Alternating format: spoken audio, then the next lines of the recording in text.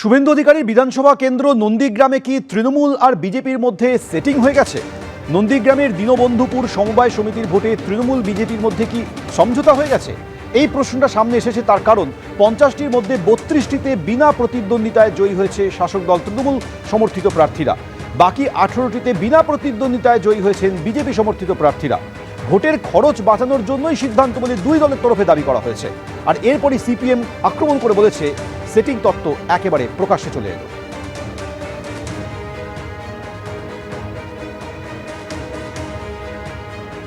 দীনবন্ধুপুর সমবায় সমিতি নির্বাচন আগামী 5ই জানুয়ারি 2025।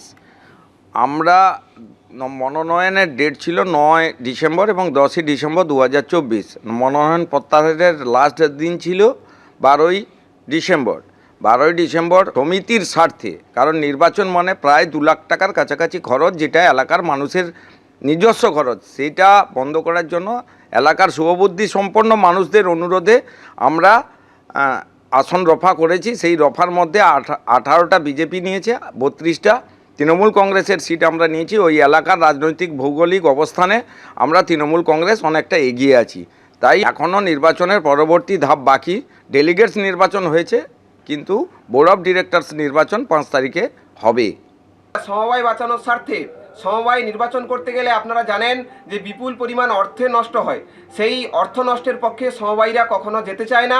এবং সম্প্রতি নির্বাচনগুলোতে যেভাবে তৃণমূল কংগ্রেস বিভিন্ন জায়গায় বোম বন্দুক গুলি নিয়ে রাজনীতি করছে, সন্ত্রাস করছে, সেই জায়গায় সমবায়ীরা ভীত সন্ত্রস্ত।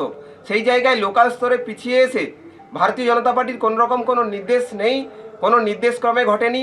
লোকাল স্তরে সমবায়ীরা যুক্ত হয়ে এই জায়গায় আসন সমঝোতা বলুন না যাই বলুন ওরাই করেছে। আমরা যে কথাটা বারে বারে বলছি, নন্দীগ্রামে তৃণমূল বিজেপি একে অপরের সঙ্গে তলায় তলায় বোঝাপড়া করে চলছে। যতই বিজেপি তৃণমূলের বিরুদ্ধে গলা ফাটাক বা তৃণমূল বিজেপির বিরুদ্ধে গলা ফাটাক, এরা কিন্তু একে অপরের সঙ্গে বোঝাপড়া করে চলছে।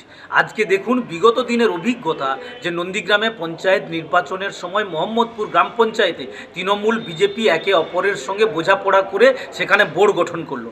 আর আজকে দীনবন্ধুপুর সমবায় সমিতিতে একই ঘটনা, বিরোধীরা অন্য কেউ যাতে আর প্রতিদ্বন্দ্বিতা করতে না পারে সেই জন্য তৃণমূল বিজেপি শির সমঝোতা করে নিয়ে ওখানে নির্বাচনটাই করতে দিল না।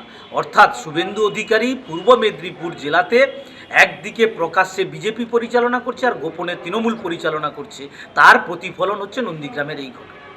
শিলিগুড়ির কাওয়াখালীতে লক্ষ্য কণ্ঠে গীতা পাঠের আয়োজন, সনাতন সংস্কৃতি পরিষদের তরফ থেকে লক্ষ্য কণ্ঠে গীতা পাঠের আয়োজন করা হয়েছে, যেখানে উপস্থিত থাকার কথা রয়েছে সুকান্ত মজুমদার, দিলীপ ঘোষ এবং শুভেন্দু অধিকারীরও।